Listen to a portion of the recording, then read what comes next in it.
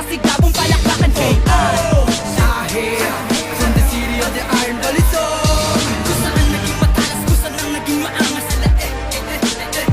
Batangas. Hello, what's up mga kalae at welcome back dito sa Alay Nation Vlogs mga kalae. So yun nga mga kalae, dahil nga tayo ay high demand ngayon sa ating mga alagang kalapate mga kalae, magbi-breed na ulit tayo mga kalae. Bali meron tayong apat na breeder mga kalae. Dahil nga marami sa atin ang naghahanap ng ibon mga kalae, kaya nag-breed ulit tayo. So bali yung apat na yon ay fully paid na. Waiting lamang sila sa pag-iitlog at paghango ng inakay natin. Ayun ang unang-una kong sa inyong ibibigay na update sa ating kalapate. So yun, papunta na tayo doon sa ating mga ibon. Let's go.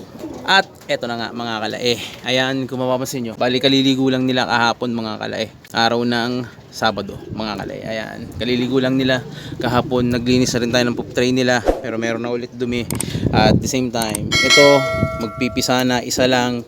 Yung isang itlog nila ay kinuha ko at nagkamali ako ng pagkuha. Yung itlog na yon, akala ko bugok, hindi pala.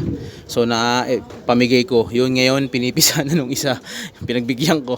So akala ko bugok, kaya pinamigay ko. Yung pala hindi. So yan ngayon, iisa lang yung pinipisa niya ngayon. Kaya sana mapisa na yan para madali na tayo. Para continuous na, wala na tayo bang iintindihin pa. At eto nga, isang pares na to mga kalae. Ayan, pinares ulit natin siya dito sa tatay nitong dalawa. At the same time, at then yan, pinares ulit natin siya. Magkapatid yan bale. Yan, line breed yan. At eto naman, malapit na nating hiwalay. Siguro mga Lunes, wawalay ko na yung inakay na yan. Sakto na yan sa araw. Bali, 28 days niya sa Lunes mga kalae. Kaya iwawalay na natin. At the same time, ito namang ating mga young bird na ito. Bali, may mga taong gustong kumuha nito o magbili-bili na. Kaso nga, hindi nga nating ipinagbili-bili na. Gawa nga ng kailangan natin mga kalae.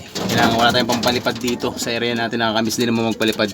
Kasi nga, hindi na tayo nakakamasyado nakakahabol sa karera. Lagi tayong may nagbibili-bili na. Kaya siyempre, priority natin yung bili-bili na. Sa good price, siyempre lagi tayo. So, yun.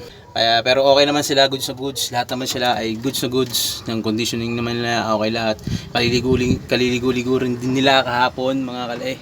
Ayan din, nagpares na rin tayo. Ito, yung nag-iisang anak nito mga kalae ay nabili-bili na rin sa atin. Bali kinuha siya nung araw ng Biyernes mga kalae. So okay lang, kaya magbi-breed na tayo ulit ng panibago nilang lahi mga kalae. Bari magkapatid din sila mga kalae, line breed din yung kasunod niyan. At eto naman yung ating Grisel. Ayan medyo na siya, patapos na siya maglugon. Tinutubuan na yung balahibo niya sa batok. Yan, goods na goods naman yan. Condition, ang ilong puting-puti kahit medyo tagilid. At eto naman yung ating mga hen mga kalae. Yan, goods na goods yan. Wala tayong problema dyan sa mga yan. So goods na goods na. Healthy naman sila lahat. So yun nga mga kalae, yun muna ang update natin ngayong araw na to mga kalae sa mga ibon natin mga kalae.